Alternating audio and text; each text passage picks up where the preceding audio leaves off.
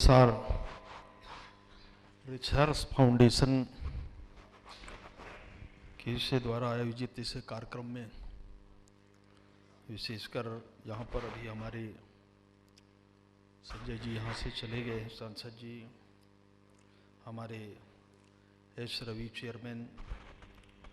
आदरणीय पंकज सोम चतुर्वेदी जी,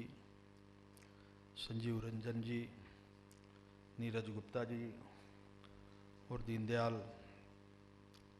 अग्रवाल जी जो CSR research academy के पर है, आदरणीय सुरेश जैन जी, हमारे भारतीय विकास परिषद के संगठन मंत्री हैं, आदरणीय जय दीक्षित जी जिनके विचारों को भी हमने सुना, और यहाँ पर विभिन्न क्षेत्रों से उपस्थित सभी प्रतिनिधि भाई और बहनों। जब हम CSR की बात करते हैं तो वास्तव में एक बात ज़रूर है, मैं कह सकता हूं कि पिछले दिनों आपको ध्यान होगा जब भारत के प्रधानमंत्री नरेंद्र भाई मोदी जी जब पहली बार प्रधानमंत्री बने थे और उस समय उनने 15 अगस्त इस लाल किले से उनने देश के लोगों से और विशेषकर कॉर्पोरेट जगत के लोगों से आह्वान किया था। वैसे सामान्य तौर से हम इस क्षेत्र में लोग काम करते थे, परंतु अपने कॉन्टैक्ट, अपने संबंध और जो एफेक्टेड एरियाज हैं उनके अंदर ये काम चलता था। परंतु इससे अनाउंसमेंट के बाद और जितने कॉर्पोरेट क्षेत्र के जो लोग थे और उनको ये जिम्मेदारी प्रधानमंत्री ने दिया, आप सोच सकते हैं कि एक वर्ष के अंदर भारत की जितने भी हमारे एजुकेशन इंस्टीट्यूशंस थे उन सारे इंस्टीट्यूशंस के अंदर जो हम टॉयलेट की जब व्यवस्था अनेक ऐसे संस्थानों में, विशेषकर चाहे वो सरकारी संस्थान हो चाहे प्राइवेट सेक्टर के हों, हम इस काम को एक वर्ष के अंदर हमने पूरा किया और ये एक बहुत बड़ा इस देश के लिए एक बड़ा अचीवमेंट है। और इसे छह भारत की कल्पना उन्होंने किया और इसको लेकर के ये पूरा अभियान देश में चला तो एक अनुभव आया और इस अनुभव के आधार पर मैं कह सकता हूं कि जब उनने एक निश्चित टारगेट बनाया कि देश में जितने भी कॉर्पोरेट क्षेत्र के लोग हैं, हमारे गवर्नमेंट के भी और प्राइवेट सेक्टर के, जो सरकारी हमारे CPSE है, इन सबके लिए उन्हें मैंडेटरी % इस सेक्टर में अपने प्रोडक्शन का कुछ हिस्सा इस क्षेत्र में जाना चाहिए, इन्वेस्ट होना चाहिए। आज धीरे धीरे मुझे लगता है कि इसका जितना इम्पैक्ट आप देख रहे होंगे पूरे देश के अंदर, भारत के अंदर, मैं स्वयं मैं पिछले लगभग 2.5 वर्षों से इस्पात के क्षेत्र में, बहुत छोटा मंत्रालय है परंतु देश की दृष्टि से, दुनिया की दृष्टि से बहुत इम्पोर्टेंट मंत्रालय है, तो मैं स्वयं अनुभव करता हूँ। और हम लोगों ने अनेक क्षेत्र में अभी तक के सामान्य जो परिस्थितियां बनती थी उसके आधार पर मैंने कहा कि इसके पहले ये कभी लोगों के ध्यान में नहीं आया कि किस प्रकार का इसका उपयोग किया जाता है। आप बहुत से ऐसे हमारे जो कंपनियां हैं, इसमें दोनों तरह के, हमारे गवर्नमेंट सेक्टर के और प्राइवेट के, अगर आप देखेंगे तो उनमें से जो अफेक्टेड परिवार हैं या वो क्षेत्र है, सामान्य परिस्थितियों में हम यही सोचते थे, परंतु मेरा जाना भी उन क्षेत्रों में बहुत बार हुआ है और इसको लेकर के जब हम आगे कुछ काम करना प्रारंभ किए तो ये ध्यान में आया कि जिनको हम वहाँ से हमने स्थापन लोगों का हुआ है और इस दिशा में हम क्या सोच सकते हैं, ये भी एक बहुत बड़ा एक अनुभव ध्यान में आया और इसको लेकर के हम आगे बढ़ रहे हैं। बाकी अन्य सेक्टर के अंदर काम करते हैं, जितने हमारे निजी क्षेत्र के लोग हैं, उनसे भी हम सब आग्रह करते हैं। और इस आग्रह से आज दुनिया के अंदर एक जो बड़ा एक प्रकार का चेंजेस दिख रहा है, और उसका उदाहरण आज कोविड के अंदर आप देखेंगे तो मैं कह सकता हूं कि उस प्रारंभिक चरण में जब पिछले 2020 के दौरान जब उस समय ये परिस्थितियां बनी, तो उस समय देश के लोगों ने सोचा भी, जब प्रधानमंत्री जी ने 23 तारीख को जब इसको लॉकडाउन अनाउंस किया, तो सारे देश के लोग एक साथ खड़े हुए। और ये बात सही है कि इसके कारण जब ये क्रम आगे बढ़ा तो देश के बहुत सारे ऐसे उद्योग धंधे, बहुत सारी संस्थान, यहाँ तक मजदूर, हमारे जितने भी टूरिज्म के क्षेत्र हैं, होटल है, सभी तरह के व्यवसाय, सारे व्यावसायिक प्रतिष्ठान जब बंद हुए तो स्वाभाविक तौर से देश के उन संस्थानों के अंदर जो काम करने वाले लोग थे, उनकी क्या स्थिति, और जिनने इतना इन्वेस्ट भी किया है उनके बारे में भी आप कल्पना कीजिए। और स्वाभाविक है, जैसे अभी हमारे ने कहा कि ये हमारे सामने एक बहुत बड़ा संकट उस समय देखने में आया, और फाइनेंशियली अगर देखेंगे तो जो हमारा प्रोडक्शन है, बहुत गाँव बहुत सारी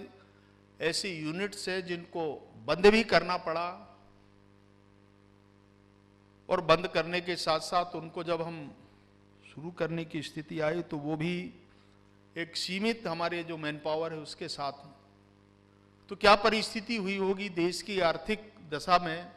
इस व्यवस्था को दुरुस्त करने के लिए, उस समय पूरे दुनिया के लोगों ने देखा।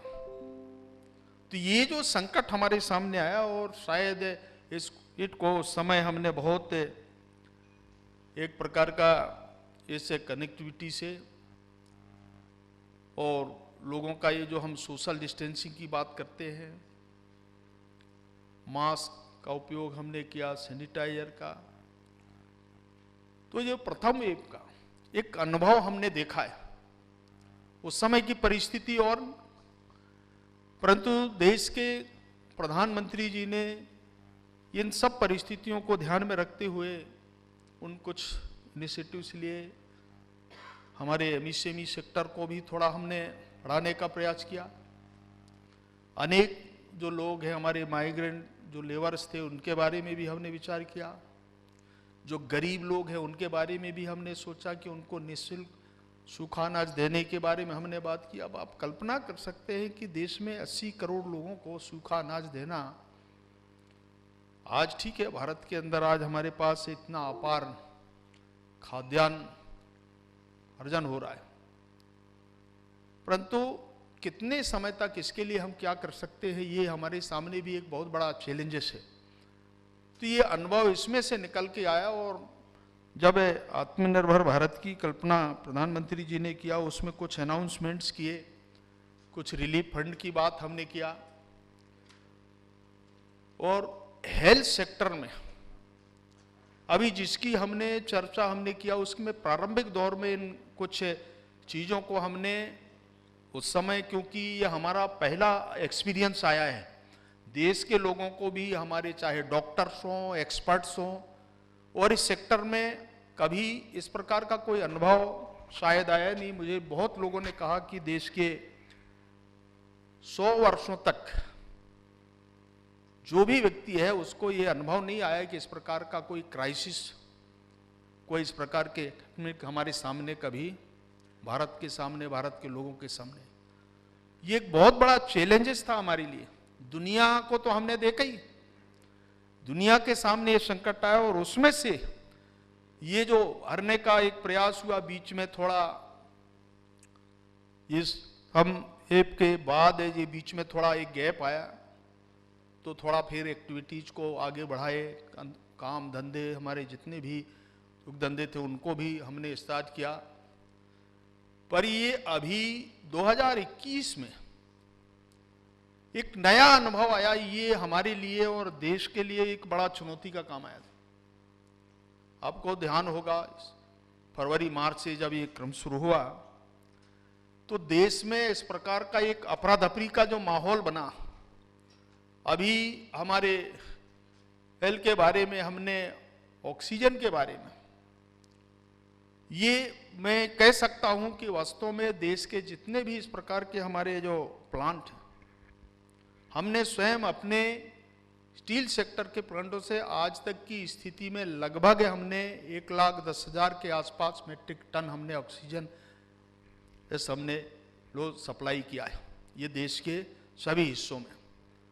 प्राइवेट सेक्टर को अगर जोड़ लें तो उसमें से टोटल भारत के अंदर आज 3,46,000 मेट्रिक टन